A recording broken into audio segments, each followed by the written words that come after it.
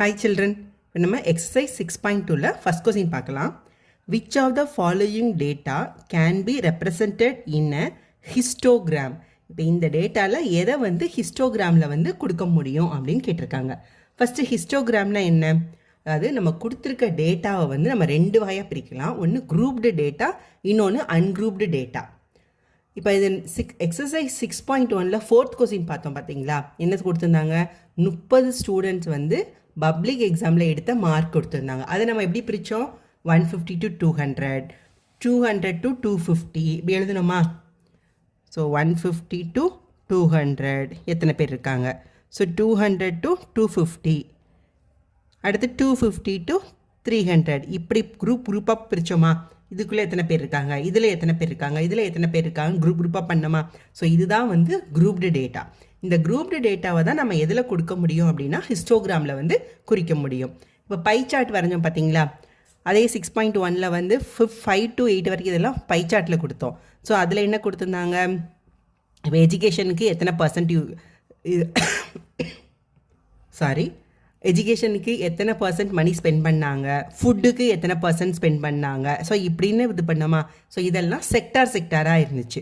So அதில் education செக்டாருக்கு எவ்வளோ, இதுக்கு எவ்வளோ. ஸோ இது குரூப் கிடையாது, இது வந்து தனித்தனியாக ஒரு காம்போனண்ட்டாக இருந்தது. ஸோ இதெல்லாமே என்னென்னா அன்குரூப்டு. ஸோ இது குரூப், இது அன்குரூப்டு. இப்போ பை சார்ட் வரைஞ்சது வந்து அன்குரூப்டு. ஓகேவா? பை சார்ட் வந்து அன்குரூப்டு.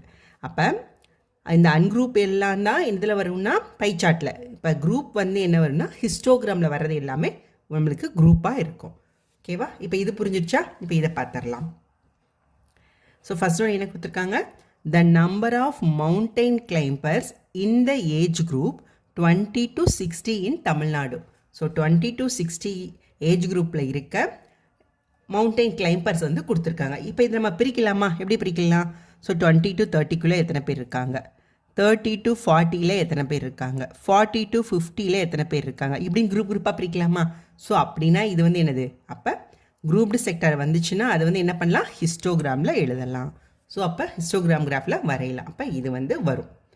நெக்ஸ்ட் ஒன் பாருங்கள். Production of cycles in different years. ஒரு டிஃப்ரெண்ட் இயர்ஸும் எவ்வளோ ப்ரொடக்ஷன் ஆயிருக்குன்னு சொல்கிறாங்க. இப்போ சப்போஸ் 1997ல் எவ்வளோ வந்துச்சு, ஸோ 1999ல் எவ்வளோ இருந்துச்சு, 1998ல் கூட எவ்வளோ இருந்துச்சு, இப்படின்னு கொடுக்குறாங்க. பட் இதை வந்து நம்ம குரூப் பண்ண முடியுமா? இத்தனை வருஷத்தில் இத்தனை வந்துச்சுன்னு குரூப் பண்ண முடியாது. தனித்தனியாக இண்டிவிஜுவலாக ஒவ்வொரு வருஷமும் எவ்வளோன்னு கொடுத்துருக்காங்க.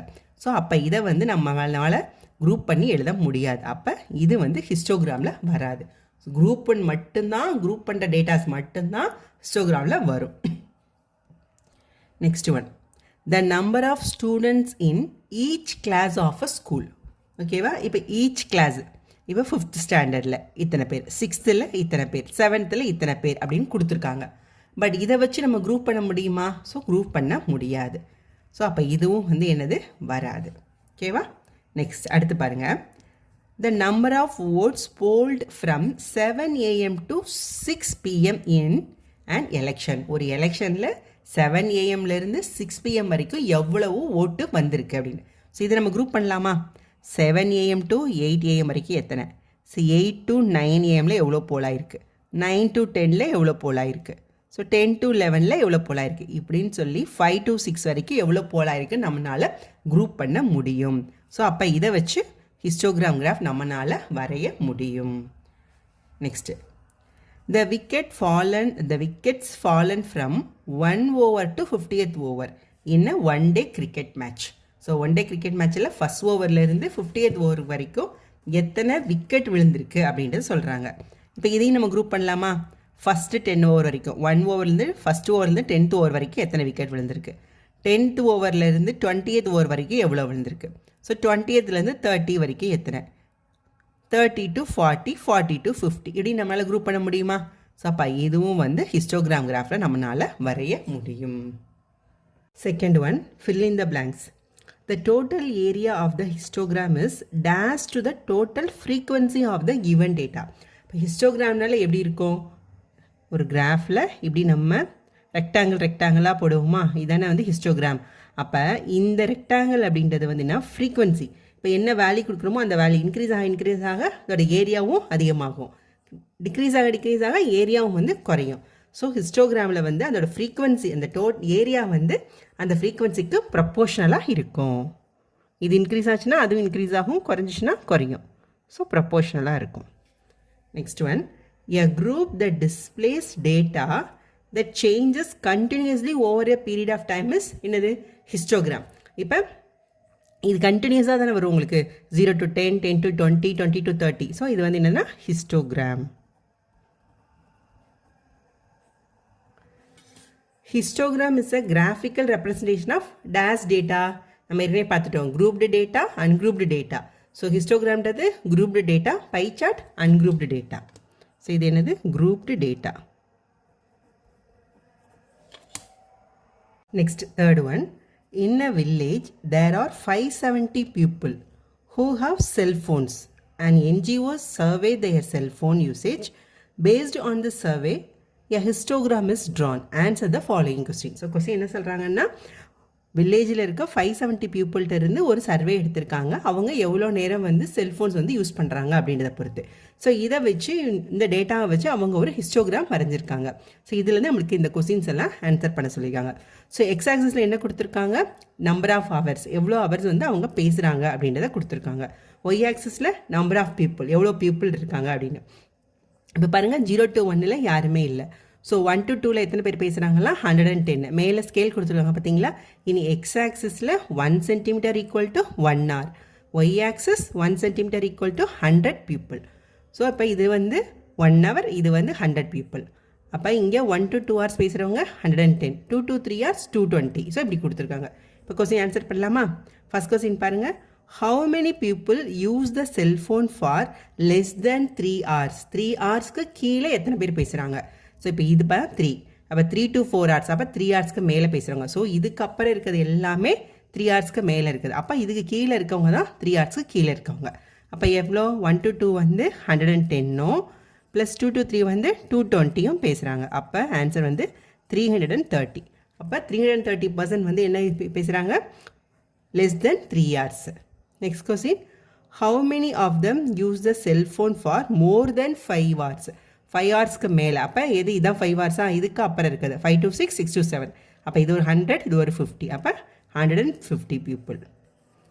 Next, are people using cellphone for less than 1 hour? 1 hour கீழே யாராவது இருக்காங்களா அப்படின்னு கேட்குறாங்க. இப்போ பாருங்கள், இதான் 1 hour. அப்போ 0 to 1 இருந்தால் தான் இருக்குது. இப்போ எதுவுமே இல்லையா? ஸோ அப்போ என்ன என்னது? நோ, யாருமே கிடையாது. லெஸ் தேன் 1 hour யூஸ் பண்ணுறவங்க யாருமே கிடையாது. ஓகேவா? Next question. Draw a histogram for the following data. So இந்த டேட்டாவுக்கு ஒரு ஹிஸ்டோகிராம் எல்லாம் வரைய சொல்லியிருக்காங்க. கிளாஸ் இன்டர்வல் என்ன கொடுத்துருக்காங்க? 0 to 10, 10 to 20, 20 to 30. Number of students 5, 15, 23, 20, 10, 7. Okay. So இப்போ நம்ம வந்து ஹிஸ்டோகிராம் வந்து வரைஞ்சிடலாம். ஸோ இதே தான், எக்ஸ் ஆக்சிஸ் எடுத்துக்கணும், ஒய் ஆக்சிஸ் எடுத்துக்கிறோம். இங்கே வந்து எப்படி? 0 to 10, 10. அப்போ இங்கே 0, 10, 20, 30, 40, 50, 60 இப்படி எடுத்துக்கிறோம். அடுத்து ஒய் ஆக்சிஸில் 5, 15. அப்போ ஒரு சென்டிமீட்டரும் இங்கே வந்து 5, 5, 10, 15 எடுத்துக்கலாம். இங்கே வந்து ஒன்றும் எக்ஸ் ஆக்சிஸில் வந்து ஸ்கேல் வந்து 1 சென்டிமீட்டர் வந்து 10, ஒய் ஆக்சிஸில் ஸ்கேல் வந்து 1 சென்டிமீட்டர் வந்து 5. ஓகேவா? இப்போ இது 0, இங்கே எக்ஸ் ஆக்சிஸ், ஒய் ஆக்சிஸ் எல்லாம் போட்டாச்சு. அப்போ 0, இப்போ இங்கே என்ன சொன்னோம்? 0, 10, கிளாஸ் இன்டர்வல் 10ன்றனால அப்போ இது 10, இது 20, 30, 40, 50, 60, 70. ஓகேவா? இந்த பக்கம் அப்போ -10, -20. நெக்ஸ்ட் என்ன? ஒய் ஆக்சிஸில் 5, 5 எடுத்துக்கலாம். ஸோ 0, இது வந்து 5, ஸோ இது வந்து 10, இது எல்லாம் 10, இது 15, இது 20, ஸோ 25, 30. ஓகேவா? ஸோ ஸ்கேல் வந்து ஞாபகமாக எழுதிடுங்க. இன் X axis 1 centimeter is equal to 10. ஓகேவா? ஸோ 10ன்றது ஒரு வேல்யூ தான், கிளாஸ் இன்டர்வல் தான், அது என்னன்னு கொடுக்கல, அதனால் அது அப்படியே நம்ம போட்டுடலாம். அடுத்து ஒய் ஆக்சிஸ், ஒய் ஆக்சிஸில் 1 centimeter is equal to 5 students. ஓகேவா? இப்போ இங்கே வந்து 10 unitsன்னு எழுதிக்கலாம். ஓகேவா? ஃபஸ்ட் என்னது? 0 to 10க்கு 5. அப்போ 0 to 10க்கு 5. அப்போ இதுதான் 0 to 10க்கு 5. அப்போ இது ஃபுல்லாக ட்ரா பண்ணிக்கணும். ஓகேவா? நெக்ஸ்ட்டு 10 to 20க்கு 15, 10 to 20க்கு 15 வந்து எங்கே இருக்குது, இங்கே இருக்குது. ஸோ இந்த ரெண்டு இதுலேயுமே ஹிஸ்டோகிராம் அப்படின்றதே என்னது, கண்டினியூஸாக வரணும். ஏன்னா கிளாஸ் இன்டர்வல் எப்படி இருக்குது, கண்டினியூஸாக தான் உங்களுக்கு இருக்கும். ஸோ ஹிஸ்டோகிராம் குரூப்டு டேட்டாவே என்னது, ஒரு கண்டினியூஸாக வர்றது. அடுத்து 10 to 20 வந்து 23. ஸோ 10 to 20க்கு வந்து 23. ஸோ 20 அப்போ 5 வந்து 5 ஸ்டூடெண்ட்ஸ் அப்படின்னா ரெண்டுக்கும் 1 வந்துடுமா, 5 into 2. அப்போ இது 20, இது 21, 22, 23ன்றது இங்கே வரும். 5க்கு மேலே இருக்க இந்த பாயிண்ட். ஓகேவா, இது ரொம்ப சிம்பிள். இப்போ இதில் பார்த்தீங்கன்னா மொத்தம் 10 கட்டம் இருக்கும். ஸோ 10 divided by 2 அப்படின்ற போது 5. ஓகேவா, அப்போ ஒன்று என்னது, ஒரு 2 கட்டமும் வந்து ஒரு இது. அதை இப்படி போடுங்க, 10 divided by 5ன்றது 2. அப்போ இந்த 10 கட்டத்துக்கு வந்து 5ஆல் டிவைட் பண்ணால் 2 2ஆக வரும். அப்போ இந்த ஒரு 2 குட்டி குட்டி கட்டமும் வந்து ஒரு யூனிட், ஒரு இதுக்கு ஒரு ஸ்டூடெண்ட்டுன்னு அர்த்தம்.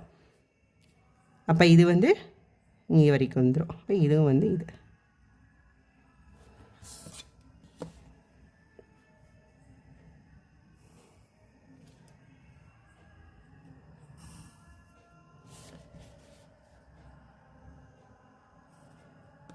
ஓகேவா, ஸோ இது வந்து எவ்வளோ, இது 5, இது 15, இது 23. நெக்ஸ்ட் என்னது 30 to 40 வந்து 20. ஸோ 20ன்றது ஈஸி தான். ஸோ இங்கே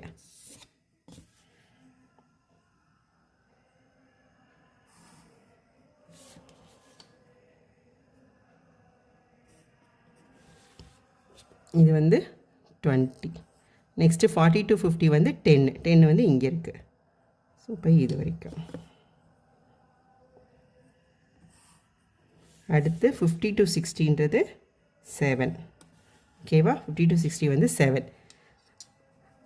எல்லாம் மறுபடியும் என்னோட சொல்கிறேன். மொத்தம் இதில் 10 குட்டி குட்டி கட்டாக இருக்கும். ஸோ 10. நம்ம ஒரு ஃபுல் இதுக்கு எவ்வளோ எடுத்திருக்கோம், 5 ஸ்டூடெண்ட்டு அப்படின்னா இப்போ 2 கட்டம் சேர்ந்தது தான் ஒரு ஸ்டூடெண்ட். ஓகேவா, இப்போ புரியுதா உங்களுக்கு? அப்போ பாருங்கள், 7 அப்படின்னா இது வரைக்கும் 5 ஆகிடுச்சு. அப்போ இந்த 2 கட்டம் சேர்ந்து 1, இந்த 2 கட்டம் சேர்ந்து 1. அப்போ இதோட முடிஞ்சிடும்.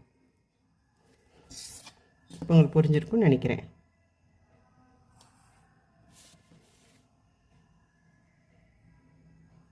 அப்போ 4 கட்டம் சேர்ந்தது 2 ஸ்டூடெண்ட்டு. ஸோ இது வந்து 10, இது வந்து 7. ஓகேவா, அவ்வளோதான். ஸோ நம்ம முடிச்சாச்சு. ஸோ இங்கே வந்து என்ன, இப்போ இங்கே வந்து என்ன எழுதணும் அப்படின்னா, இது வந்து என்னது, நம்மளுக்கு வந்து இது வந்து யூனிட்ஸ் தான் கொடுத்துருக்காங்க. ஸோ இதுதான் வந்து நம்பர் ஆஃப் ஸ்டூடெண்ட்ஸ். ஸோ இதை மட்டும் எழுதிடுங்க, நம்பர் ஆஃப் ஸ்டூடெண்ட்ஸ்ன்ட்டு.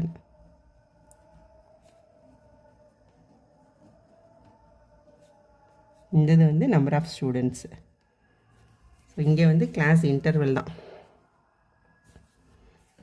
ஓகேவா, இப்போ இந்த ஒன் வேர்டில் பார்த்தோம் பார்த்தீங்களா, ஹிஸ்டோகிராமில் ஏரியா அப்படின்றது வந்து என்னென்னா ஃப்ரீக்குவன்சிக்கு ப்ரொபோஷனலாக இருக்கும் அப்படின்னு சொல்லிட்டுன்னு. ஸோ இதுதான் வந்து ஏரியா. இப்போ இந்த ஏரியா பார்த்தீங்களா, இந்த ஃப்ரீக்குவன்சி அதிகமாக ஏரியா அதிகமாகுது. இப்போ 5 அப்படின்ட்டு இருக்கும்போது இவ்வளோ தான் ஏரியா, 15 அப்படின்ற போது இவ்வளோ ஏரியா, 10 அப்படின்ற போது இவ்வளோ தான் ஏரியா. ஸோ அப்போ வந்து ஹிஸ்டோகிராமில் வந்து ஏரியா அப்படின்றது ஃப்ரீக்குவன்சிக்கு ப்ரொபோஷனலாக இருக்கும். பார்த்தீங்களா, அதுதான் இது. தேங்க்யூ.